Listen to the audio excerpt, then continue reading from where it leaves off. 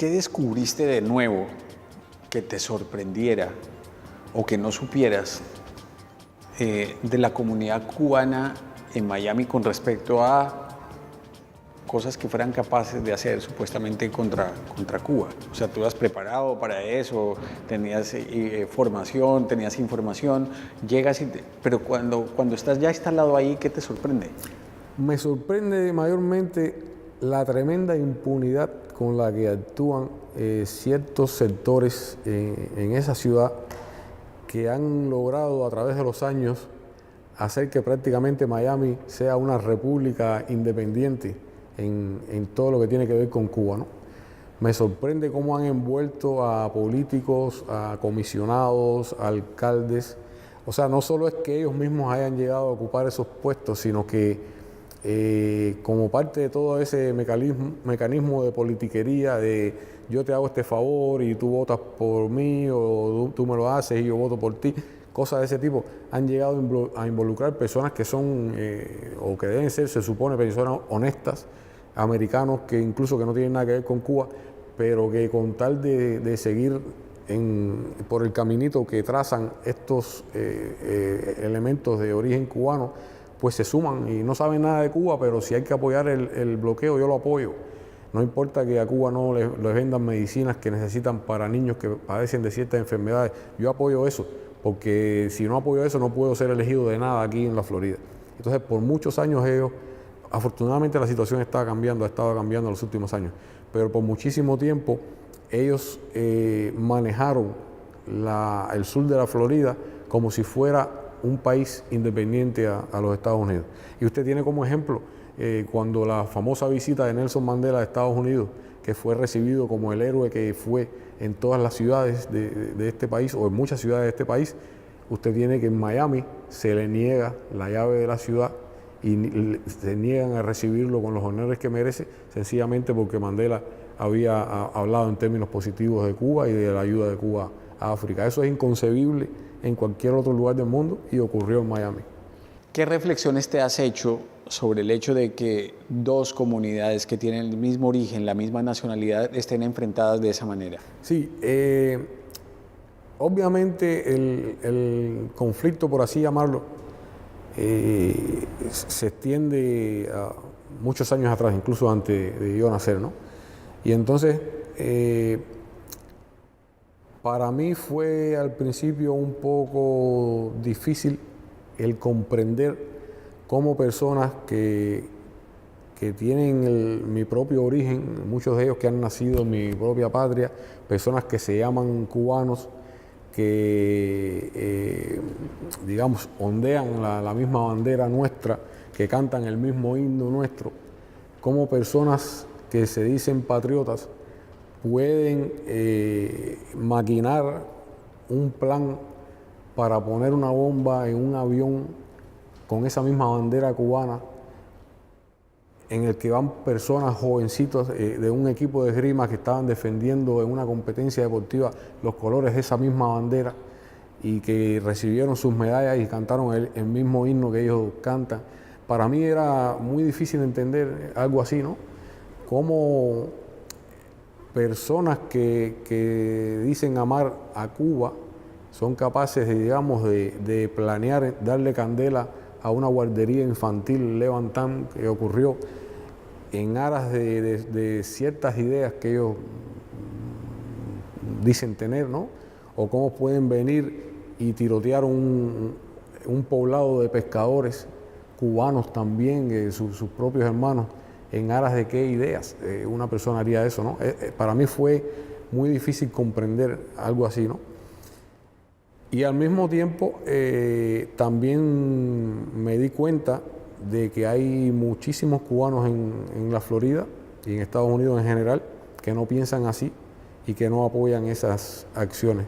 Es más, nosotros durante los años que estuvimos presos recibimos la solidaridad y el apoyo de muchos cubanos en la Florida que a riesgo de sus propias vidas salían a las calles a manifestarse y le ponían carteles a sus carros "Libertad para los 5" y hacían caravanas y participaban en reuniones sin temores a las amenazas, sin temor a las agresiones que que en otros años fueron muy violentas y muchos cubanos perdieron la vida solo por manifestar que querían tener relaciones con Cuba. O sea, digamos, es una situación muy sui generis, ¿no? Porque uno no puede poner en el mismo saco a todos los cubanos de Estados Unidos ni a todos los cubanos de la Florida. Hay muchos cubanos muy buenos y yo diría que son la mayoría. Sencillamente no son los que han estado, digamos, dirigiendo los destinos de Miami, ¿no? Por muchos años, pero sí son mayoría. Gerardo, ¿por qué los capturan? Hasta hoy yo no sé por qué nos capturan, porque... O sea, ¿cómo se dieron cuenta? Bueno, eso tampoco sé. En realidad tiene que haber habido, como decimos nosotros, un chivatazo de alguien, ¿no? A pesar de que fuimos 10 los arrestados, en Miami habían más compañeras y compañeros con diferentes misiones. Y mi opinión personal, nosotros no hemos tenido este tipo de discusión, ni ha sido objetivo mío inquirir respecto a detalles, pero mi opinión personal es que alguien cambió de parecer y comenzó a colaborar con el FBI y dio la identidad de alguien, y ese alguien, al ser observado, condujo a otra persona y a otra, y así en un trabajo de años llegaron a tenernos identificados. Es mi opinión. ¿Cómo se desarrolló el juicio? ¿Ustedes tuvieron garantías para el juicio que se desarrolló contra ustedes? ¿Cómo, desde tu punto de vista hoy, cómo podría resumirse lo que pasó ahí? Sería muy extenso hablar de un juicio que duró casi 7 meses. Yo pienso que el mejor resumen para responder esta pregunta es el hecho de que cuando nosotros apelamos sobre la base de que no tuvimos un juicio justo, hay 3 jueces de un panel de apelaciones del 11º Circuito en la Florida, que son los 3 jueces a quienes se les pone toda la documentación y todos los elementos en sus manos, que se demoran varios meses en analizarlo todo y se aparecen con un documento de 90 y tantas páginas en el que dicen que nuestro juicio fue la tormenta perfecta de lo que no debe ser un juicio justo. O sea, ellos nos conceden a nosotros la razón en el sentido de que no hubo un juicio justo, y lo argumentan en 90 y tantas páginas. Fue una decisión unánime, los 3 jueces estuvieron de acuerdo con eso. Cuando esa decisión sale a relucir, muchos expertos en leyes dijeron ese juicio va a ser anulado porque no hay manera de que una decisión de 93 páginas de 3 jueces unánimemente sea revocada. Sin embargo, lo que ocurrió después todo el mundo lo conoce. El gobierno apeló, se le dio una apelación en banc, que fue el panel completo de todos los jueces, y echaron atrás esa decisión. A nosotros no había manera posible de que pudiéramos tener un juicio justo en Miami. 3 espías de Castro siendo enjuiciados en Miami, no hay manera posible de que pudieran tener un juicio justo. Te condenaron a 2 cadenas perpetuas y algo más. 15 años de propina. Y 15 años por si acaso. Por si acaso. Las razones de una condena de ese tamaño, ¿cuáles fueron según ese juicio? Primeramente, a pesar de que no nos acusaron de espionaje, a pesar de que no hubo una sola información secreta que hubiéramos obtenido o que hubiera puesto en peligro la seguridad nacional de Estados Unidos, a pesar de eso nos dieron a Antonio, a Ramón y a mí, nos dieron cadena perpetua por espionaje. O sea, ha habido espías en la historia de ese país que robaron información muy secreta, información que costó vida de ciudadanos americanos porque la vendieron a otros servicios, etcétera, y no recibieron cadena perpetua. En el caso nuestro, que no hubo una sola información secreta sobre nada, nos dieron cadena perpetua a los 3. Y en el caso mío me dieron una segunda cadena perpetua por un incidente que ocurrió en el año 1996 de unas avionetas que violan el espacio aéreo cubano y son derribadas después de haberlo violado innumerables veces, y después de Cuba haberse quejado y haber alertado y haber prevenido innumerables veces. Esas avionetas son derribadas, mueren 4 ciudadanos norteamericanos. Yo estaba en Miami en ese momento, pero aún así ellos dicen que yo conspiré para que eso se produjera y me dan cadena perpetua por ese hecho también. ¿Esa información no estaba dentro de la que ustedes recopilaron? No, no tenía absolutamente que ver nada, porque además, si usted le pregunta hoy a las personas que están del otro lado y que me acusan a mí de haber tenido algo que ver con eso. Si usted hace una entrevista como esta y le pregunta, digamos, a los familiares de esos 4 fallecidos que han estado por estos días dando entrevistas y diciendo que no debieron haberme soltado, porque usted le pregunta, dígame, explíqueme, ¿qué hizo él para ayudar a ese hecho? Y le van a decir, me imagino, no, él mandó información de que iban a ir. Pero es que la información de que iban a ir la sabía todo el mundo, porque José Basurto había dado hasta conferencias de prensa diciendo el 24 de febrero nosotros vamos a volar. Bueno, pero ellos dijeron que ya estaban, él dijo que ya iban a volar por aquí o por allá. Oiga, pero si eso es un insulto a la inteligencia de las personas. Existe una cosa que se llama radar, que Cuba tiene, que Estados Unidos tiene, todo el mundo sabe por dónde van los aviones. ¿Cómo esa persona que está en su apartamento en Miami va a poder decir por dónde van los aviones? Y así, no le pueden dar un elemento en concreto que diga que yo tuve algo que ver con eso. Le dicen, bueno, pero él recibió un mensaje que lo felicitaban por la operación de ese día. Sí, pero es que la operación de ese día por la cual a mí me felicitan no tiene nada que ver con eso. Tiene que ver con la extracción de un agente, el agente Germán, que había que sacarlo de Estados Unidos y hacer que regresara a Cuba de manera segura. Y en eso yo sí participé. Y por eso me felicitan, pero no tiene nada que ver, absolutamente nada que ver con el derribo de los aviones. ¿Pensaste que te ibas a pasar el resto de tu vida preso en una cárcel de Estados Unidos? Tenía confianza en que no fuera así, pero sería deshonesto de mi parte decirle que no pensé en esa posibilidad. Porque nosotros, al principio yo estaba muy esperanzado y muy confiado en que esa barbaridad que ocurrió en Miami y que fue nuestro juicio o nuestra caricatura de juicio, se iba a deshacer en algún, digamos, en algún otro estadio del sistema jurídico, ¿no? Pero en la medida en que fue pasando el tiempo y fuimos recibiendo decisiones adversas y fuimos dándonos cuenta de cómo funciona ese sistema, yo fui perdiendo las esperanzas en ese sistema de justicia, ¿no? Y entonces sí hubo momentos en los que pensé que una de las posibilidades era que muriera en prisión. Porque además, morir en prisión no quiere decir solo que yo cumpla mi sentencia y me muera de viejo.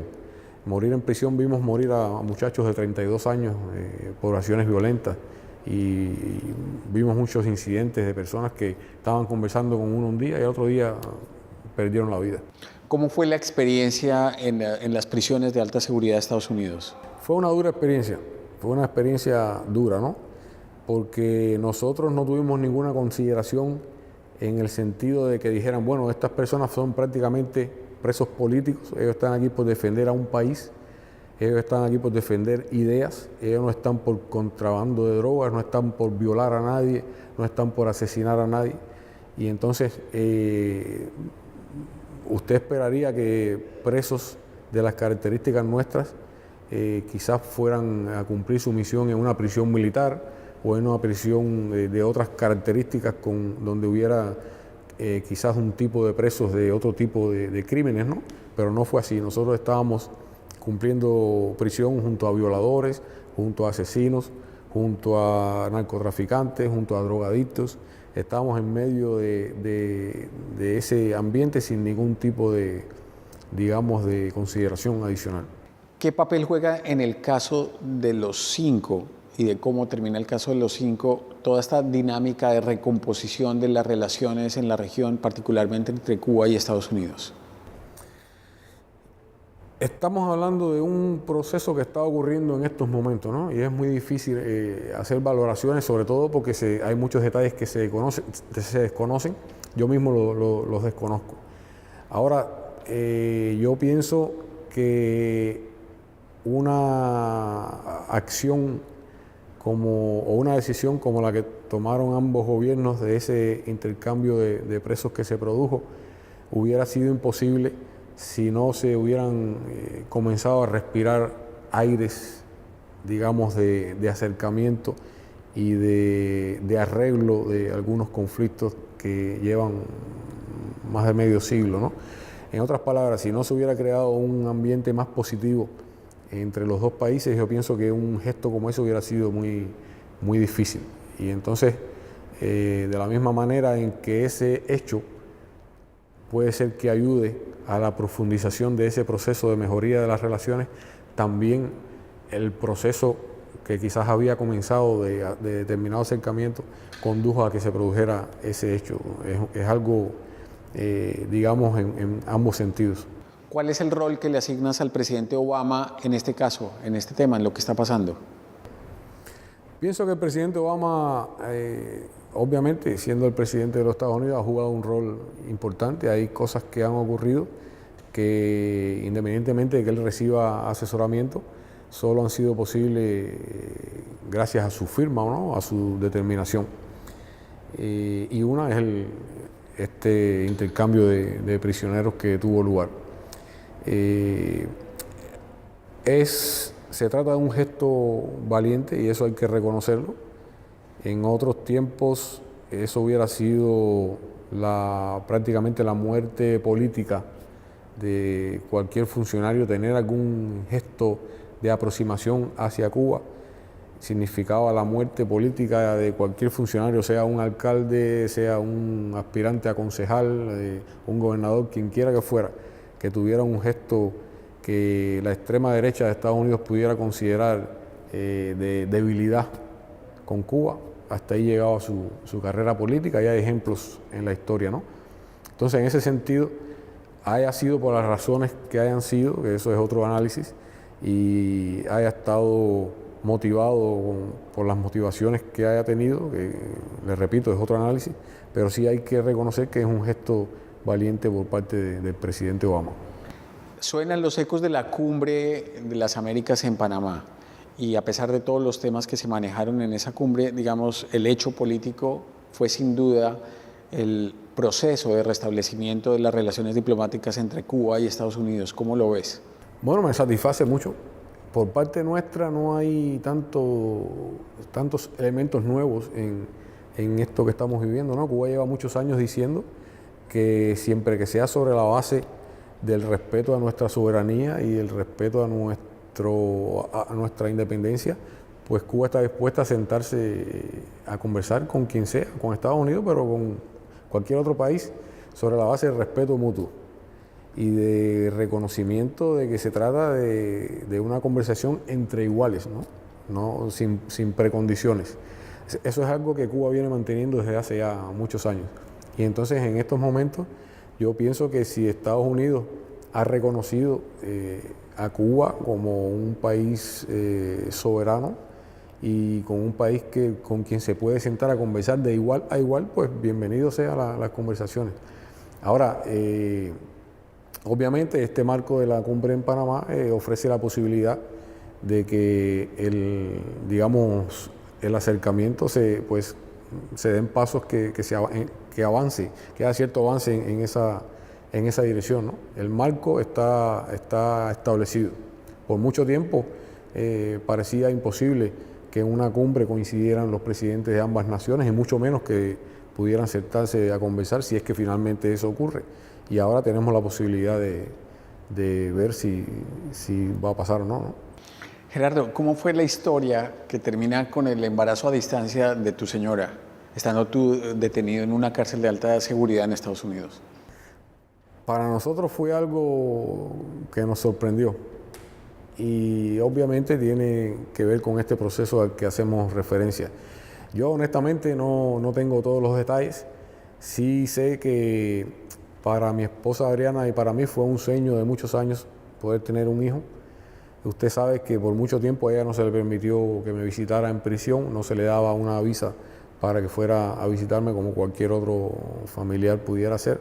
Y entonces ella, que fue una activista destacada en la campaña por nuestra liberación, comenzó a hacer viajes, digamos, al Consejo de Derechos Humanos en Ginebra y ahí comenzó a exponer nuestro caso en diferentes tribunas y ahí conoció, estableció relación con personalidades políticas, con organizaciones religiosas, con organizaciones no gubernamentales y el reclamo de que se nos diera la posibilidad de tener un hijo fue, digamos, tomando fuerza, ¿no? Ocurre que en Cuba los presos tienen lo que se llama visita conyugal, tienen la posibilidad de procrear, ¿no? Y entonces para algunas personas pues le llamaba la atención que en las prisiones federales de Estados Unidos eso no fuera posible y que alguien como nosotros que estábamos presos no por ser criminales, sino por las razones que fueron, pues que fuera a pasarse, digamos, el reloj biológico de mi esposa o el mío y que nos quedáramos sin esa posibilidad de tener un hijo, ¿no? Entonces, sobre esa base, una base meramente humanitaria, hubo personas y hubo organizaciones que comenzaron a hacer sus gestiones por diferentes vías y para que nosotros se nos concediera esa posibilidad. Y hubo un encuentro aquí en La Habana de mi esposa con el senador Patrick Leahy y su esposa, que también sería justo reconocer que dio un buen impulso a las gestiones que se estaban haciendo. Y finalmente, ¿cómo se concreta el tema y cómo ocurre el hecho y la noticia, cómo la recibes tú? Bueno, a mí me sorprende la noticia cuando me dicen que se ha aceptado tomar una donación de mi parte y transportarlo hacia una clínica y ahí comenzar el proceso, ¿no? Yo al principio no lo creía hasta que en la prisión me notificaron que sí, que se va a hacer este proceso y tú vas a tener que hacer una donación de la parte que me corresponde, ¿no? Y entonces, pues, cuando eso se hizo, para mí fue una alegría tremenda. El solo hecho de que se aprobara fue bastante sorprendente. Después, bueno, vino la segunda parte con el material genético mío, comenzar el proceso, que estuvo la incertidumbre si saldría exitoso o no. Fue exitoso y hoy estamos muy felices de ser padre de una preciosa niña que se llama Gemma. ¿Cómo ha cambiado ella tu vida? Es indescriptible, sé que todas las personas que son padres o madres lo saben a qué me refiero. Nosotros habíamos valorado la posibilidad de no tener hijos y un poco que con ese conformismo que a uno no le queda más remedio a veces cuando las circunstancias lo obligan, habíamos dicho, bueno, de todos modos la vida sin hijos también puede ser feliz, pero hoy que somos padres de esa preciosa criatura, sabemos que nos hubiéramos perdido algo muy, muy grande. Estamos muy felices, estamos muy contentos de ser padres. Si pudieras volver atrás en el tiempo, ¿volverías a hacer lo que hiciste? ¿Aceptarías esa misión? Es una pregunta que me han hecho varias veces y mi respuesta honesta es sí, lo volvería a aceptar. Porque se trata de una misión que si no la hacíamos nosotros, alguien tenía que hacerla. Y de hecho, muchas otras misiones parecidas la han cumplido otros héroes y heroínas anónimas que tiene Cuba. El caso de nosotros y esta publicidad es algo muy raro, ¿no? Hay muchos héroes anónimos detrás de los 5, que inspiraron a los 5 también. Cuando a usted le dicen su pueblo está siendo agredido y su pueblo necesita que lo defiendan, y usted ha sido testigo de esas agresiones y usted conoce víctimas de esas agresiones, pues usted no es un buen ser humano.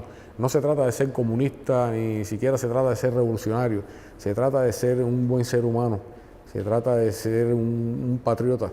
Y yo pienso que mi respuesta no pudo ser otra que la que fue, y hoy, por lo tanto, si se me planteara lo mismo, yo tendría que responder de la misma manera. ¿Cuál va a ser tu futuro? ¿A qué te vas a dedicar ahora? Bueno, mi especialidad, como hablamos antes, son las relaciones internacionales. Es en lo que tuve una carrera o tuve una preparación, pero mi único plan es servir a mi país, servir a mi pueblo. Nosotros los cubanos estamos enfrascados en arduas tareas por estos tiempos, por perfeccionar nuestro sistema, perfeccionar nuestro socialismo. Hay muchísimas tareas que cumplir en diferentes sectores de nuestra sociedad y yo, como decía, mi único plan es servir a mi pueblo. Donde se considere que pueda ser útil, pues ahí estaré.